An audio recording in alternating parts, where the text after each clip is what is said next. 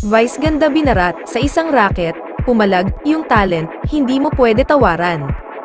Inamin ng unkabogable star na si Vice ganda na naranasan niya rin ang tawaran sa kanyang talent fee noong hindi pa siya sikat sa mundo ng showbiz.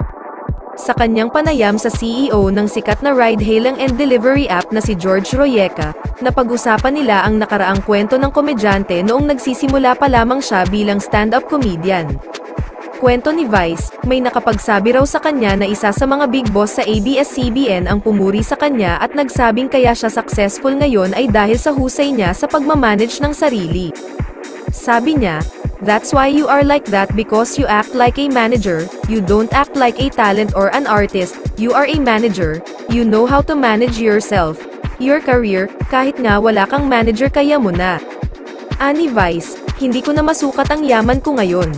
Ang negosyo ko ay yung sarili ko. Wala naman akong ibang negosyo, kaya kailangan kong paghusayan, kailangan mong mag-adapt at mag-evolve sa need at hype, pagbabahagi ni Vice.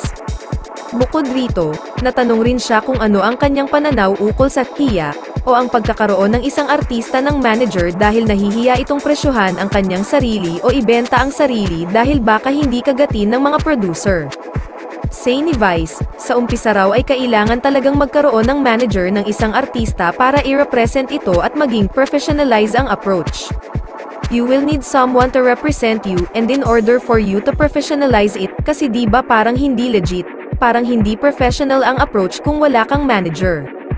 Totoo yun, yung abutan ng pera, nakakababa yun ng pagiging artist mo kapag binibilangan ka ng talent fee at saka yung tinatawaran ka, saad ni Vice.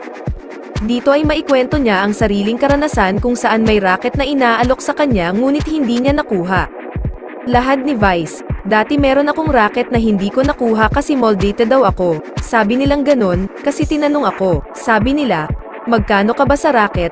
2-hour show. Sabi ko, ano po, 15,000 pesos. Tapos sabi, "Ay pwede bang tumawad?" "Ay hindi po kasi natatawaran kasi yung talent." Sabi kong ganon.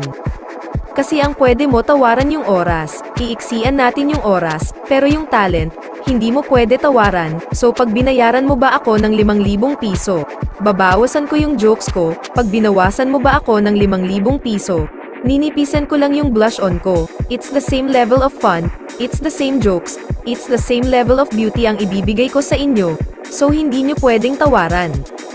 Ani Vice, maaari namang tanggapin ang budget ng inaalok na racket pero dapat ay iksian ang oras dahil hindi matatawaran ang kalidad ng kanyang talento. Nang hinayang raw siya noon na hindi niya nakuha ang racket at maging ang mga kasamahan niya ay nagalit sa kanya dahil nadamay ito sa paraan ng pagtanggi niya ngunit gusto niyang panindigan ang mga sinabi niya, "I need to make a point, I will stand by it, kasi magiging president." Kapag nalaman nilang nakuha ng 5,000 pesos, hindi na ako makakapaningil ng 10,000 pesos kasi nakuha na nila ako ng 5,000 pesos, chika pa ni Vice.